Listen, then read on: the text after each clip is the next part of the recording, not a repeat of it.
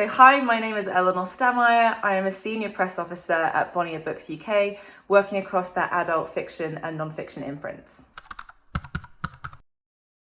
My job is to secure press coverage for my authors and for their books. So this can be anything from a review in a magazine or a post shared by a blogger to things like appearances on radio and TV or even doing some events.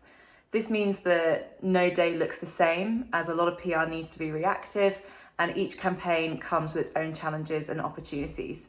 So the job requires you to really be fully flexible. I find that I can spend one day sorting out an author's schedule, so that can be everything from booking taxis to calling hotels and finding train times. Another day I could be pitching non-stop to journalists and broadcast producers.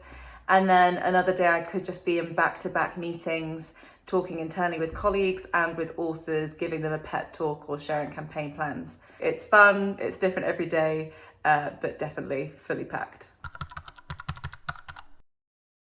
So I have a very stereotypical publishing background in that I went to university to study English with classics, so basically books and then old books.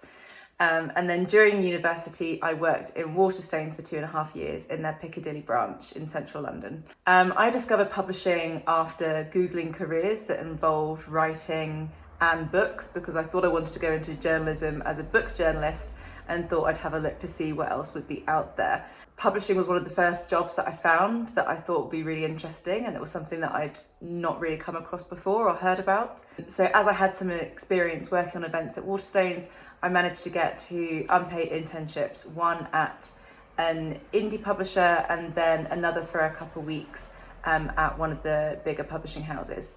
The combination then of my experience at Waterstones along with those work experience placements led to my first job at DK as the publicity assistant, and then I moved over to Bonnier as their press officer and then was promoted to senior press officer. For my role, I think what you need is a lot of flexibility in terms of constantly shifting to-do lists. Priorities always tend to shift depending on what drops in.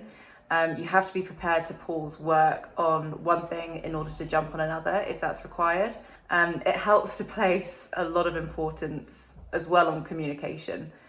So whether that's working closely with colleagues to deliver a campaign, or how you speak with authors, their agents, and even how you communicate to consumers through publicity. But I also think for PR, it really helps if you're able to remain calm in quite stressful situations.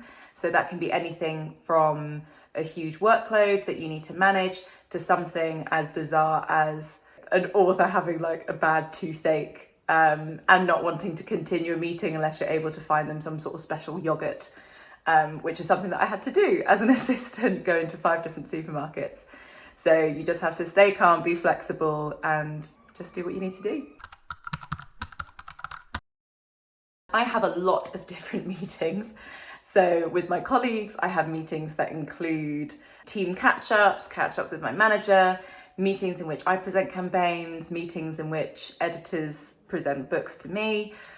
We have acquisition meetings where we look at books that we're hoping to buy and we give a little bit of input on what we think in terms of a PR perspective. And there's also brainstorm meetings, which I love, and cover meetings where we look at different sort of jacket approaches.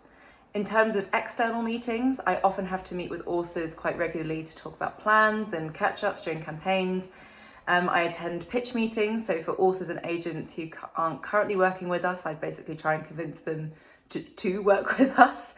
And then of course I have meetings with journalists and festival programmers and bookers to pitch across our list and to get onto their programs. So I wish that I had been better prepared for the financial difficulties of the industry.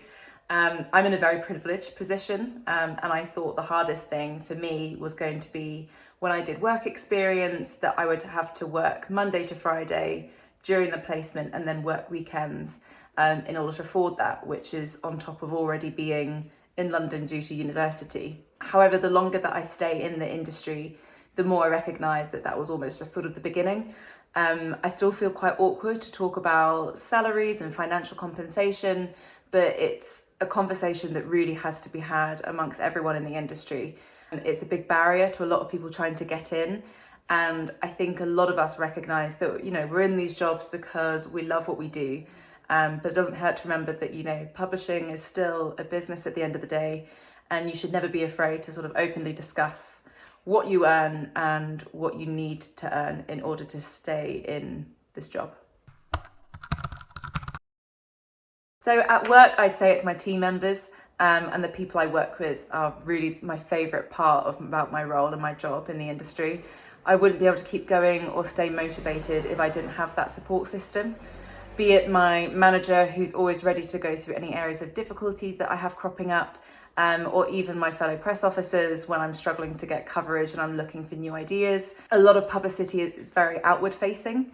You need to be there to support your authors, and especially when you're out and about doing events or broadcast, you need to be constantly on, which can get exhausting quite quickly. So it would just be totally unmanageable without the backing of your teammates. PR, I always say, is about being like a cheerleader for other people, but you equally need your own cheerleaders to sort of keep that pep up. So the most challenging part of the job for me, I would say, is managing expectations. PR, as I've said, is so flexible and reactive, and the amount of work you put into a campaign doesn't always equal the work that you get out of it. I could pitch for days for some books and just get nowhere. However, with others, I can send out a single email and get an influx of requests. So we have a lot of sayings in my company to remind us about what our jobs actually are, such as it's books, not bodies, it's PR, not ER. But one of my favourites is just a reminder that the role of a publicist is to pitch for coverage, not to secure it, as you can just never get any guarantee for a piece of PR. So I'm not sure if this counts, but a pet peeve I've had since being a bookseller is one thing that I've just never understood is a certain snobbishness around particular genres of books, especially. So why as kids you're applauded for reading a classic with language that we don't really use in day to day, but you're put down for reading a graphic novel that might be teaching you something really, really important. I just feel that people can sometimes be made to feel bad about the books that they read that are maybe more commercial and not sort of seen as highbrow enough. But at the end of the day, we all love what we love, and books are there to be enjoyed. So I'd take a fun fantasy or fast-paced thriller or even like a cheesy rom-com over something that's put on a really high pedestal that doesn't have speech marks any day. So in terms of advice that I would give to someone trying to get into publicity, I would always recommend just trying to make connections wherever you can and just network with those who are already in the business.